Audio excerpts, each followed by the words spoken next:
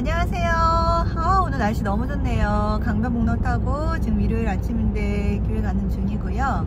오늘은 제가 학생비자 소식을 좀 간단하게 전하려고 해요. 어제 캐나다 이민성 뉴스 보니까 캐나다 학생비자가 완전히 바뀐다고 그래요. 시스템이.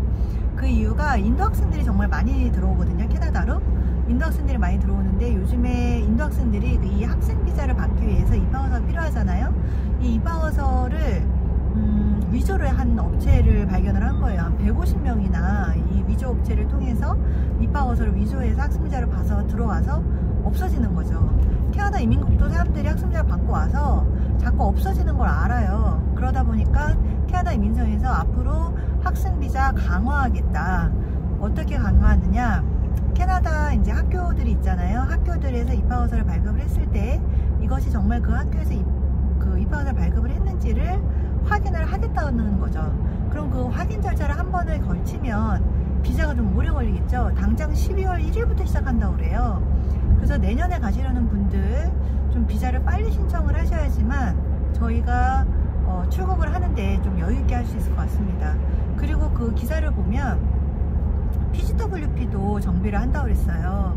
그게 이제 어떤 식으로 될지 한번 보겠지만 지금은 제가 봤을 때 캐나다 비자 시스템에 학생비자 시스템에 뭔가 구멍이 있거든요. 제가 전문가로서 봤을 때 뭐냐면 그냥 어학연수하고 본과에서 입학해서 길게 받아갔다가 어학연수 동안 공부 안 하다가 PGWP 기간에 해당하는 디플로마만 공부를 하고 그동안 그냥 놀다가 다시 돌아와서 디플로마만 공부하고 그 수료수만 가지고 PGWP 신청을 하는 거예요. 처음에 최초에 입국해서 불법으로 있던 사람들을 잡아내기에는 좀 역부족이 있거든요. 시스템적으로.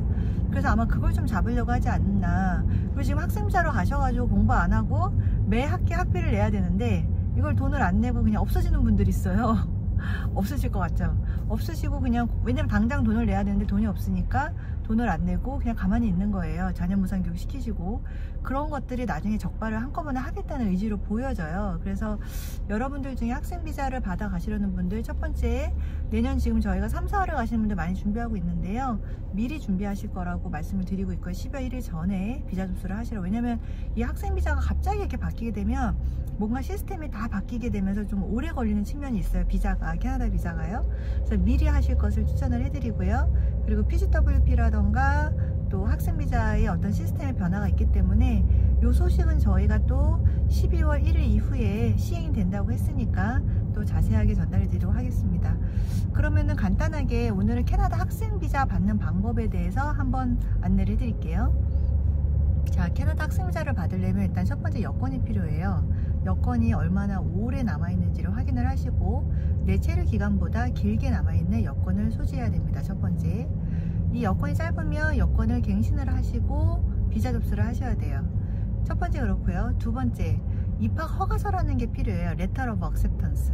이건 뭐냐면 우리가 가려는 대학이나 어학원이나 컬리지에 원서를 넣고 허가서를 발급을 해드려요. 요즘에 이제 학교들은 입학허서 발급하는데 조금 빨라져서 2주에서 한 4주가 걸리고 있거든요. 그래서 학교들마다 조금 시스템이 다르니까 그 프로세싱 타임이 달라요. 미리 여유있게 한 달 정도 걸린다 생각해서 입학허서를 접수를 하고요. 그럼 자, 입학허가서를 접수하는 그 루트는 시즌은 언제가 좋을까? 현재 내년 9월 걸 받아주는 대학들이 대부분이에요. 캐나다 대학들은 보통 10개월에서 11개월 전에 원서 오픈을 하거든요. 조금 늦은 데는 뭐 11월에 시작하기도 하지만 보통 지금 10월이면은 대부분 내년 9월은 열려있다고 보시면 될 것 같아요.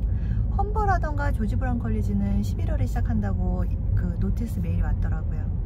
그래서 내년을 원서를 넣으면 허가서가 나오고요. 이 허가서와 여권, 그리고 이 여권을 가지고 집 근처에서 캐나다 대사관에서 지정한 병원에서 한국은 서울하고 부산이 있거든요. 신체검사를 하고 신체검사 이메디컬 종이를 받습니다. 그리고 비자 서류 준비를 해요. 한 15가지 정도 서류 준비를 하시는데 개인 이력에 대한 서류가 한 그룹이 있고 뭉팅이가 있고요. 그 다음에 재정 서류가 한 부분이 있어요. 개인 서류는 고등학교를 졸업을 하고 나서 본인의 이력에 대한 서류를 넣는 거거든요. 뭐 조교학생 같은 경우에는 현재 다니는 중고등학교 재학증명서, 성적증명서를 넣겠죠. 그리고 재정서류가 필요해요. 재정서류는 중고등학생들, 조교학생 같은 경우에는 부모님 서류를 하고요. 그리고 성인의 경우에는 본인이 재정서를 준비하거나 대부분 부모님 서류 서류를 같이 넣으시거나 또는 배우자 서류를 넣습니다. 캐나다 재정서류는 사실 어렵지 않고요. 사실 뭐 잔고증명서도 금액이 크지 않기 때문에 재정서류 때문에 비자가 떨어지는 경우는 극히 드물어요.